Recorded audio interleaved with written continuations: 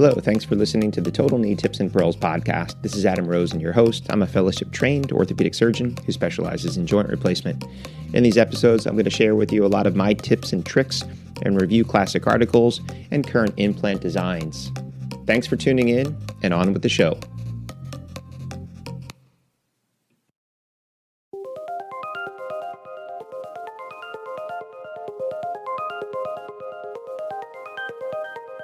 Hello and welcome back. You're listening to the Total Knee Tips and Pearls podcast, and I'm Adam Rosen. Today I want to talk to you about a little topic that's sort of off the beaten path, and some of you may have been lucky enough to experience this, but for some of you, this may be something you never thought of before. So when I go back, my grandparents owned a wire and cable company when I was growing up, and at age 16 I was allowed to work in the factory. And I believe that the goal at that point, was for me to work through packaging and shipping, soldering, extruding. So at some point, if I decided to work and take over a company, if a person had an issue with any problem or any product, that I would know exactly where in the factory that problem could have occurred. So I could actually go down and question what was going on and what happened with the order and really have full control of everything in the final product. And I really believe that philosophy holds true in the operating room because as the surgeon, you're really the captain of the ship. And your job is to watch and see and look and really control everything so it's done in the best and the most appropriate way. However, if you don't really know how each of those individual jobs is done, it's really hard to be a good leader. So when I was an upper year resident, one of the things that I used to do, and at the time, most of the younger residents didn't actually appreciate it, but later on, I would hear that they really enjoyed and learned a lot from that experience, and it got them out of trouble down the road, was before I would let someone do a DHS or an IMHS or a tibial nail, is the first thing I would actually have them do is scrub the case. So they would be at the back table, and the tech would be back there more to help me as the first assist. And it would be the responsibility of the younger resident to know where in the tray all the instruments were and how everything went together. But more importantly, they also had to think 2 to 3 steps ahead. As the surgeon, you're kind of doing things and you might be thinking one step ahead as what do I need next? But any good tech will show you very quickly that they're already 2, 3, 4 steps ahead of you. They have every instrument up and ready. And by teaching your brain those little tips and tricks, it really makes you a better surgeon up front because you're thinking way ahead and knowing what's going on. But more importantly, it allows you to help out and it allows you to understand how hard their job is and appreciate the difficulties of that job. I've never been a yeller or a screamer. I'm sure that you've all experienced that. So if you're having trouble and the tech is new and they don't really know the system or they're not in the ortho room, screaming and yelling at them doesn't make them move any faster.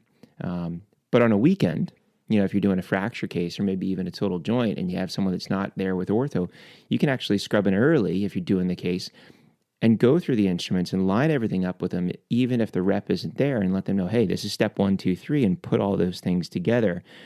And it's going to make you a better surgeon at the end of the day. And it's also important to do the other things. I think most people have been the second assist or the leg holder, say for a hip or knee, so you understand what that job's like. It's physically demanding, especially in big muscular people. But also understand the job of the circulating nurse. Make sure that you understand what they're doing, setting up the bovie pad, making sure the room's set up, anything that you can do to help them. And this way, if something happens and they're busy, the room's not delayed because you're sitting there waiting for someone to do their job. You can step in and help. We are all part of one big team. So I really think it's an interesting thing to do, especially if you're a younger resident and say you got the fellow or the chief, the attending's there, and you're basically going to be, standing in the room watching. One of the things that you may do is talk to your scrub tech and say, hey, do you mind if I scrub in with you and help out or, teach me what you do? I guarantee that they're going to appreciate it 99% of the time. And I still remember that when I was a gunner in an orthopedic student, there was this guy, Joe. He was our scrub tech at our hospital in Philly, and really big, tall guy, but super soft-spoken. And, he would take me under his wing when, you had the chief and the middle and the younger residents there, and I was still a student or an intern. And, he would just kind of gently hand me the instruments. Here, doc, this is next, this is next, this is next. And it taught me all of those tips and tricks on how to stay ahead, what instruments were used, and where everything sits in the trays. So it's a great little trick that if you haven't done this already, I strongly encourage you to, take a seat away from the knife, away from the table, and actually go back, work with your scrub tech if there's someone else doing the case, and really see what it's like from their perspective and understand all the trays and the instruments, how everything goes together.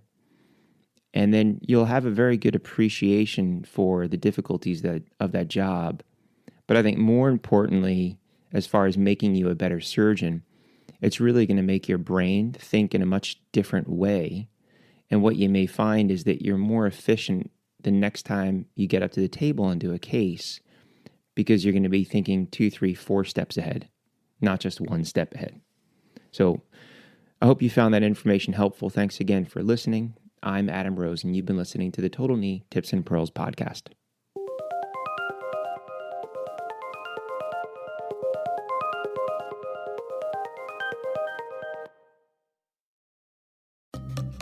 You've been listening to the Total Knee Tips and Pearls podcast. Make sure that you're subscribed so you'll be notified of future episodes. And please take the time to leave a review. It helps other people like you find the show. Until next time, stay safe.